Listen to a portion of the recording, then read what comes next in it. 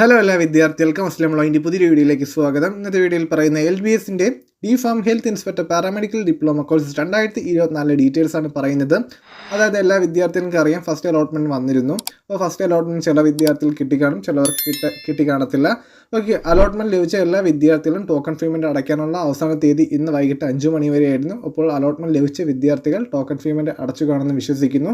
അങ്ങനെ അടയ്ക്കാത്ത വിദ്യാർത്ഥികളാണെങ്കിൽ ഇനിയുള്ള അലോട്ട്മെൻറ്റിൽ പങ്കെടുക്കാൻ സാധിക്കത്തില്ല. സ്പെഷ്യൽ അലോട്ട്മെൻറ്റോ സ്പോട്ട് അലോട്ട്മെൻറ്റോ പങ്കെടുക്കാൻ സാധിക്കുമെന്ന് വെബ്സൈറ്റിൽ പറയുന്നുണ്ട്.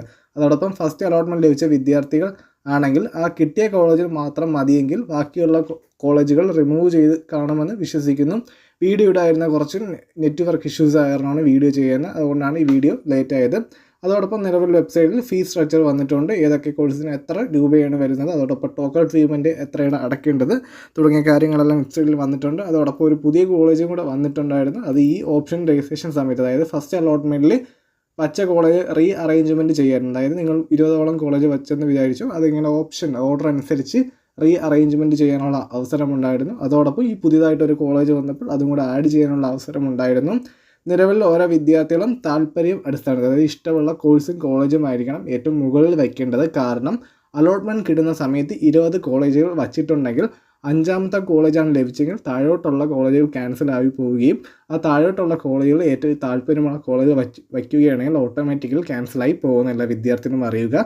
ഞാൻ വീഡിയോ ഇടാൻ ലേറ്റായി നെറ്റ്വർക്ക് ഇഷ്യൂസ് ആയെന്ന് പറഞ്ഞായിരുന്നു, സോറി, അതുകൊണ്ടാണ് വീഡിയോ ലേറ്റ് ആയത്. ഇനി നിലവിൽ വെബ്സൈറ്റിൽ ഫീസിൻ്റെ ഡീറ്റെയിൽസ് വന്നിട്ടുണ്ട്. അതിനുവേണ്ടി വെബ്സൈറ്റിൽ കയറി ഡൗൺലോഡ് സെലക്ട് ചെയ്താൽ fees details of allotment form എന്ന് നൽകിയിട്ടുണ്ട്. അത് ഡൗൺലോഡ് ചെയ്ത് ഏതൊക്കെ കോഴ്സിന് എത്ര രൂപയാണ് ടോക്കൺ പേയ്മെൻറ്റ് തുടങ്ങിയ കാര്യങ്ങൾ നൽകിയിട്ടുണ്ട്.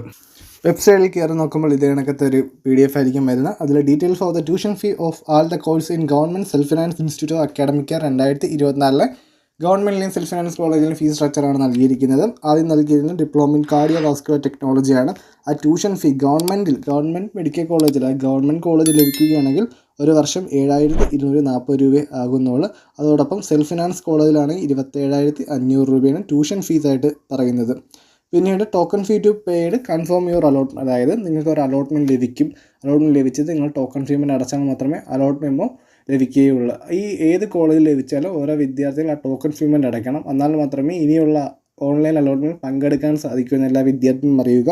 അങ്ങനെ ഒരു വിദ്യാർത്ഥിക്ക് ഗവൺമെൻറ് കോളേജ് ലഭിക്കുകയാണെങ്കിൽ 7,240 രൂപ മാത്രമാണ് അടയ്ക്കേണ്ട. ഡിപ്ലോമ ഇൻ കാർഡിയോ വാസ്കുലർ ടെക്നോളജിയാണ്. സെൽഫ് ഫിനാൻസ് കോളേജ് ആണെങ്കിൽ 10,000 രൂപയാണ് അടയ്ക്കേണ്ടത് ടോക്കൺ പേയ്മെൻ്റ് ആയിട്ട്. ബാക്കി തുക കോളേജ് ജോയിനിങ് സമയത്താണ് കൊണ്ടുപോയി അടയ്ക്കേണ്ടത്. അതോടൊപ്പം SC ST OEC കാറ്റഗറിയിലുള്ള വിദ്യാർത്ഥിയാണെങ്കിൽ എല്ലാ കോഴ്സിനും 100 രൂപ മാത്രം ടോക്കൺ പേയ്മെൻറ്റ് അടച്ചാൽ മതിയെന്ന് വെബ്സൈറ്റിൽ പറയുന്നുണ്ട്.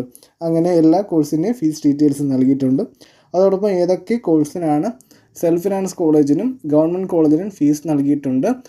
ഇത് പുറമെ നിങ്ങൾ ടെക്സ്റ്റ് ബുക്ക്, യൂണിഫോം തുടങ്ങിയ കാര്യത്തിന് വേറെ എക്സ്ട്രാ പൈസയായിരിക്കും. അതോടൊപ്പം ഈ 3ാമത്തെ അലോട്ട്മെൻറ്റിന് ശേഷമായിരിക്കും ഓരോ വിദ്യാർത്ഥികൾക്കും കോളേജ് ജോയിൻ ചെയ്യേണ്ടത്. ഫസ്റ്റ് അലോട്ട്മെൻറ്റ് ലഭിച്ച വിദ്യാർത്ഥികൾക്ക് ഒന്നും ചെയ്യേണ്ട, ജസ്റ്റ് ടോക്കൺ പേയ്മെൻറ്റ് നടത്തി അലോട്ട് മെമ്മോ ഡൗൺലോഡ് ചെയ്ത് പറഞ്ഞ ഡോക്യുമെൻറ്റ്സ് എല്ലാം എടുത്ത് വെച്ചിരുന്നു. കോളേജ് ജോയിനിങ് ഡേറ്റ് വന്നിട്ടില്ല, നിലവിൽ വരുമ്പോൾ കോളേജിൽ പോയി ജോയിൻ ചെയ്താൽ മതി. അത് 3ാമത്തെ അലോട്ട്മെൻറ്റ് ശേഷമായിരിക്കും കോളേജ് ജോയിനിങ് വരുന്നത്. കോളേജ് ജോയിനിങ് ഡേറ്റ് ടെൻറ്റേറ്റീവ് ഷെഡ്യൂളിലുണ്ട്. ആ ടെൻറ്റേറ്റീവ് ഷെഡ്യൂൾ നോക്കിയാൽ ഓരോ വിദ്യാർത്ഥിക്കും കോളേജ് ജോയിനിങ് ഡേറ്റ് അറിയാൻ സാധിക്കുന്നതാണ്.